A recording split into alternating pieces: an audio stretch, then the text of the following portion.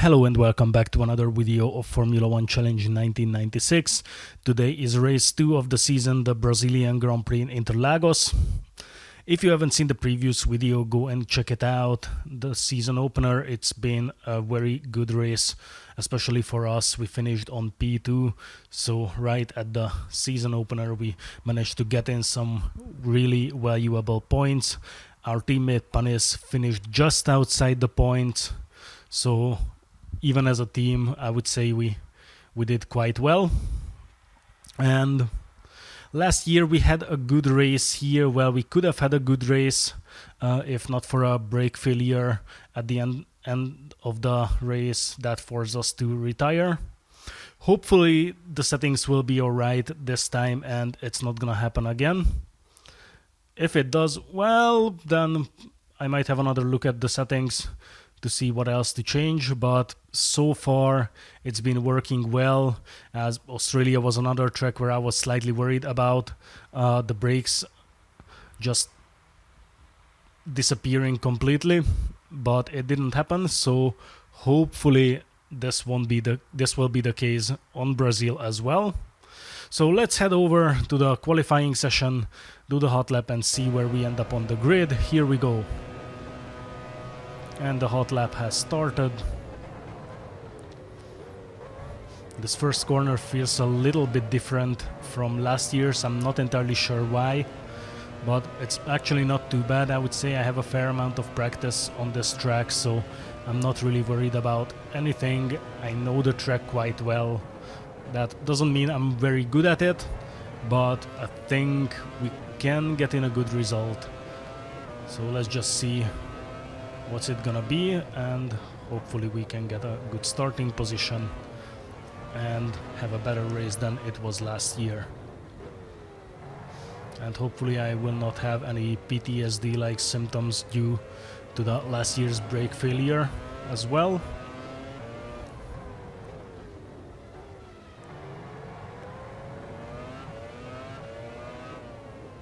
It's a fairly short track.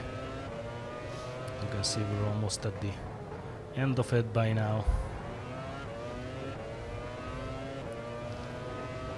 And now we turn on to the final part of the track. Barrichello gets the provisional pole with 1:17. And we do a slightly better lap than him. And let's see where this takes us on the grid. So Villeneuve is starting from pole position. He also won the last race, so good job. Hill on P2 in the other Williams, and Schumacher on P3. Häkkinen on P4, Berger on P5, followed by his teammate Alesi on P6.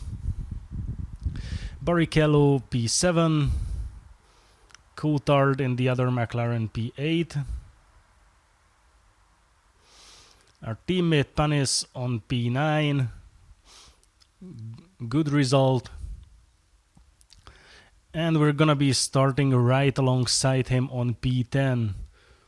So yeah, I would say this is fairly realistic for what we can do with the car. Brundle, our BFF, on P11, Salo on P12, Irvine in the other Ferrari quite far off of Schumacher on P13, Frentzen P15, Verstappen P16, Rosset on P17, Fisichella P18, Katayama P19, Lamy P20, and the 240s Montermini and Badoer close the grid as usual. It's actually good that I haven't tried that car. Maybe I should. So here we are waiting for the lights to go on and out. And the lights are out, the race is on. Trying to get a good start again, so we go on the inside. And on the first corner we're already next to Schumacher, who lost some positions again. And we're up to P5 after the first two corners. And again, the biggest loss goes again to Michael Schumacher. He went down to P6 from P3, not having a good season so far. He has a good qualifying session, and then after the start he just loses a lot of positions. Don't think everything's alright with that Ferrari. And in the meantime we're up to P4 after overtaking Alesi. And now we chase down Häkkinen, who's not far ahead, following the two Williams cars.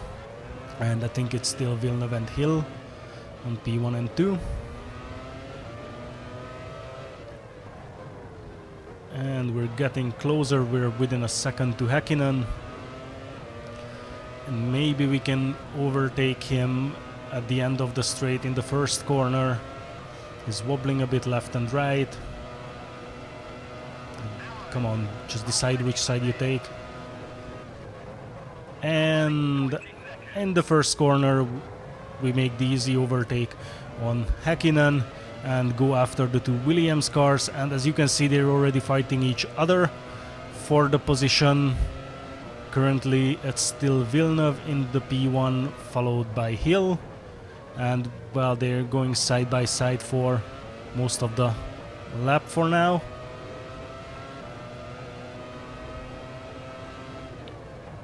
Let's see how that's gonna play out, because I think that's more interesting than Häkkinen and ourselves following them. And I think they just stopped the fight for now. Yes, it definitely looks like it. So Hill doesn't make any moves on his teammate for now. And now he goes to the inside and he can't make a move. However, this allows us to catch up with him, so we might be able to overtake him, yeah, just here on the straight. So we're up to P2 and we're very close to Villeneuve as well. And we're actually faster on the straight. Not much. And we try to outbrake him, which works out well. And now he backs off, so we're leading the race. We're on P1. And nothing really was happening for the next, well, 10 laps or so. We just kept having a lead of half a second, 1 second to Coulthard, Villeneuve. And now it's time to come out and get a fresh set of tires and some extra fuel. It's gonna be a 2-stop strategy, well, for us at least, and I think there will be plenty of AI cars doing the same as well, while there will definitely be some who go for a 3-stop, and Coulthard is in the pits as well. And yeah, don't believe anything you see on the top left corner, because it's quite buggy on this track, so it takes a couple of corners until it actually refreshes itself and shows the accurate standings. So yeah, now it says we're 6th, we're 2nd, and apparently it's Häkkinen in front of us by more than 20 seconds, which I can't really believe. So yeah, I don't believe what's up there. However, I think the part that Panis is behind us is actually true. So this pretty much means that our teammate is actually on P3, but yeah, that's just not really the case. Mika Häkkinen.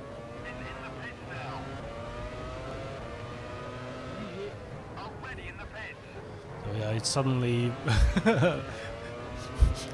we're a lap behind of Häkkinen. Yeah, so I usually use that thing on the top left corner to see who's where, but on this track it might not be the most reliable thing ever. And yeah, now we're P3 with Panis ahead of us, who was behind us. But yeah, it's interesting.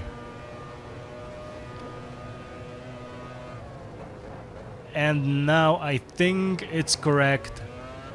So we're back to P1 after the first pit stops. And it's Damon Hill behind us by a comfortable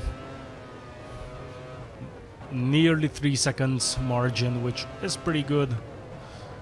And yeah, this was happening all the way. Not much, to be honest. It was a fairly boring race, which it usually is when you end up on P1 and there is no one to fight you for the position. All the way up until lap 15, where this happened. Yes, we spin the car. And, well, on the way trying to turn around, we almost hit, I think it was Häkkinen or Coulthard, well, one of the McLarens. Anyways, we're now down to P4 from P1. So this small silly mistake might have cost us a race win. And at this point I'm starting to believe that it might be cursed or something like that. Because every time there is a chance for a race win, then I just make some silly mistake and end up losing positions. Just like you've seen it right now. But the race is not over yet, so it's time to hunt down Villeneuve, who's just in front of us. You can see him going away in the straight.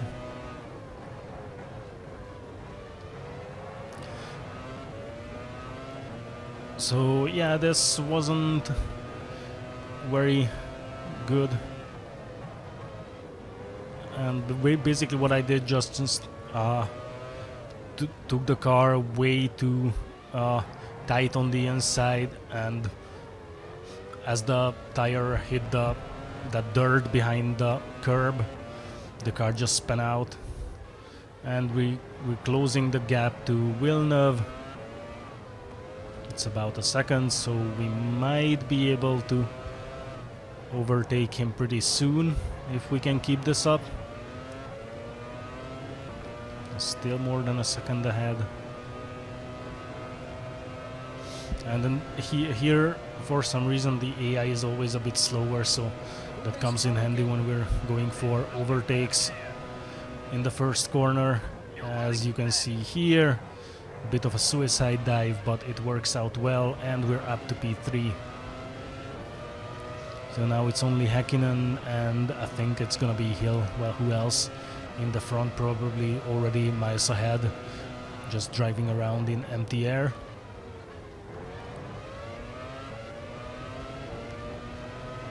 And Häkkinen is not too far ahead either. It's just 2 seconds, so it's plenty of time, plenty of laps left. It's gonna be easy to catch up with him, and I think we have the potential to be faster than that McLaren. Especially because, well, so far Coulthard has been the better McLaren driver, as he finished on P3 on the Australian Grand Prix. However, now it's Häkkinen on P3, and I think that's just Hill in front of him. I can't see him. Well, it doesn't really matter. Main thing is that we catch up with Häkkinen and overtake him. And what are they doing? Häkkinen just smashed a 40, so that was a 40. He smashed a 40 from behind. What the hell were you doing, mate? Wow.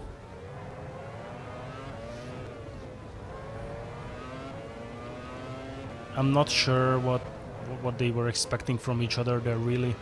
And yeah, we just went after Hill, who kept in this 5-second gap. However, there was a point when we actually started to close the gap quite rapidly, and well, here you can see why. It's 3 back markers right behind each other, so no wonder he got stuck there. And now it's up to us to get stuck behind them. It's gonna be, I think it's an Arrows and the Minardi maybe. So come on guys, just get out of the way. So come on, little Minardi, that's it. So yeah, in the end we spent about the same time behind the back markers. So basically Hill just got back all the advantage that he lost. And now we're out for the second pit stop at the end of lap 23. And this will be our last pit stop.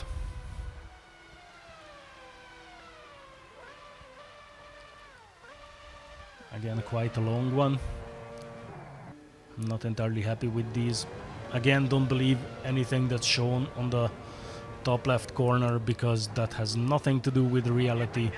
But we got a stop and go penalty for speeding in the pit lane, but I had the speed limiter on, so I have no idea why we actually got this penalty, but yeah, well, it is what it is. Not much you can do about it. But still, now we're gonna do a lap or two and come out for this penalty after that, just to try and open up a gap. And as you can see on the end of lap 26, already slowing here at this line, not only at the green light, to make sure that we don't get another penalty. And now we wait for our stop and go to be over, and then we just go and rejoin the race. And if the mistake on the corner didn't, then this probably will cost us the race win. I mean, and I still think it was unfair. I have no idea why we got this penalty. So apparently we're back to P6, so if that's even remotely accurate, then we're still in the points, and it's our teammate Panis in front of us, and we're being followed by Alesi, which seems to be legit, as well as that's definitely Panis in the front.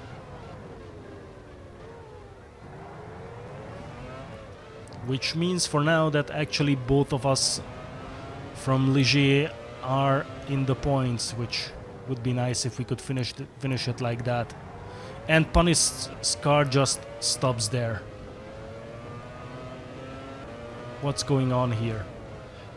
Anyways, well, this probably means that our teammate is out of the race. Yes, got overtaken by Alesi as well. And it took us quite a while to catch up with Berger, who was a bit farther ahead, which we did at the end of lap 29, beginning of lap 30. It's already very close to Berger. And Häkkinen is behind us, which means that he seems to have gotten away with hitting the 40 from behind. Or he had to do a forced pit stop as well, just like we had to with the stop and go. And that's just how much the entire pack is split up. And we're still not close enough to make a move on Berger, but I think we can just follow him through till the first corner, then that's gonna be the right place for this one as well. It's kind of my favorite spot for overtakes. Or maybe here. Yeah, he's less than a second ahead.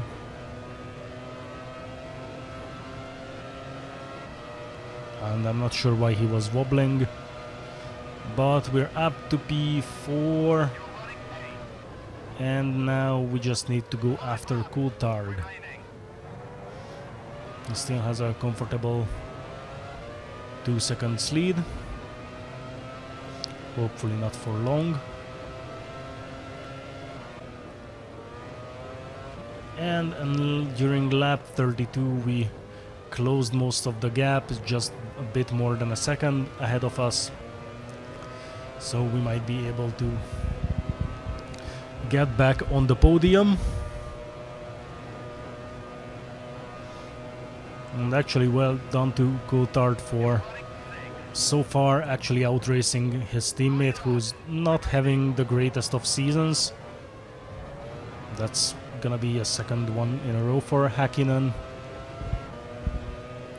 But Coulthard does really well. I mean, last season he was in P3, I think, at the end of the season, but in Williams, and now he's still pretty good, to be honest. Like, he's finished on P3 in Australia, and well, that race we ended up fighting each other at the end, and it looks like it's gonna be the same case for this one. Just the other way around. Now he's in front and we're behind him.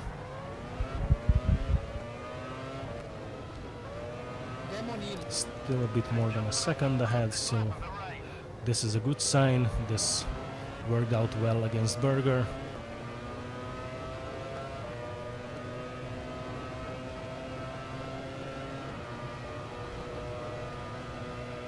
And can we make a move just now? Yes, we try to outbrake him. Works out well. He doesn't really try to fight back. And we're up to P3. We're back on the podium. After a stop and go, after a stupid mistake, we're still on the podium. So I guess it's a great result. And here you can see end of the race, where Villeneuve won the race again, followed by Damon Hill, ourselves, Coulthard, Berger,